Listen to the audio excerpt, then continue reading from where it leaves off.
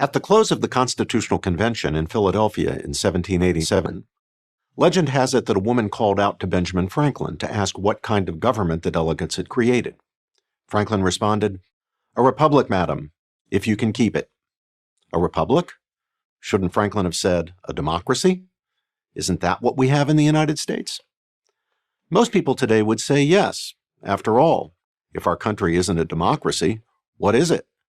It's not a dictatorship, the rule of one man, or an oligarchy ruled by a small group.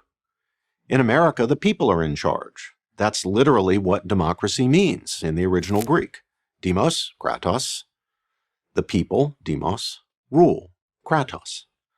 But let's pause for a moment and consider more deeply what the word means in practice and why the delegates in Philadelphia rejected it. That's right, rejected it.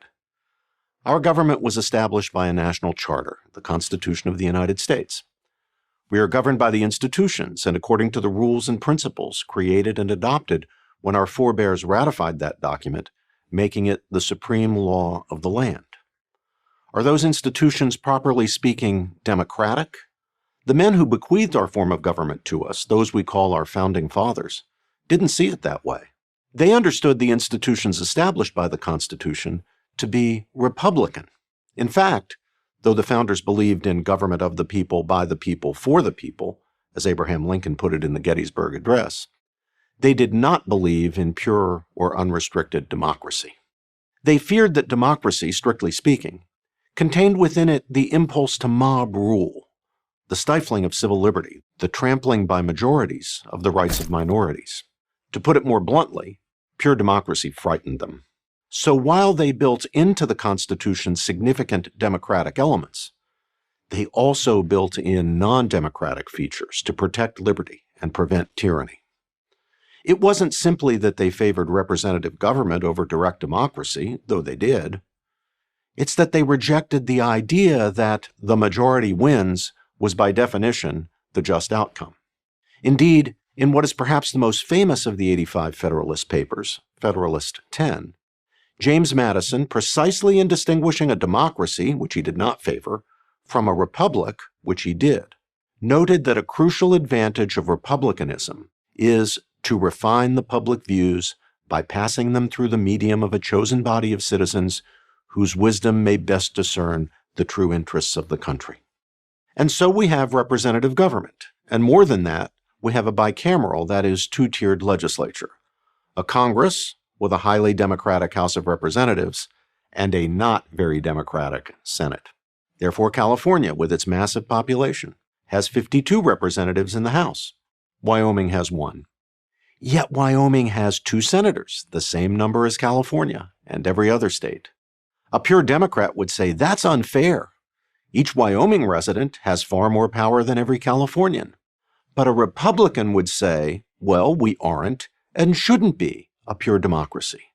If we were, large population states like California would overwhelm the needs and interests of small population states like Wyoming. That's why we're called the United States of America. Each state has its own separate identity, holds its own separate elections. Just as we don't want one person or small group of people to dominate our government, we don't want one state or a few states to dominate our government. A republic is a way of diffusing power, and a brilliant one at that. We see something similar in the Constitution's procedures for choosing a president. An obvious possibility would have been by a national popular vote.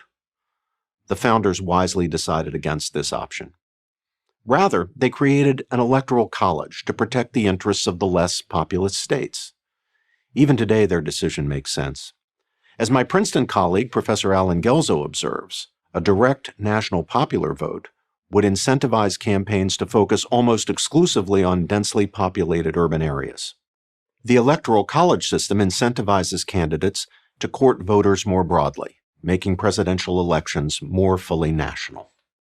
So if we understand the system of government our founders bequeathed to us, we will see why they preferred to describe it as a republic rather than a democracy. Of course, it has strong democratic elements, but America was not created to be a pure democracy, for very good reasons. Those reasons remain as valid today as they were in 1789. We should not go along with those who today are demanding constitutional changes simply because this or that institution or procedure established by the Constitution, say the Senate or the Electoral College, is not democratic.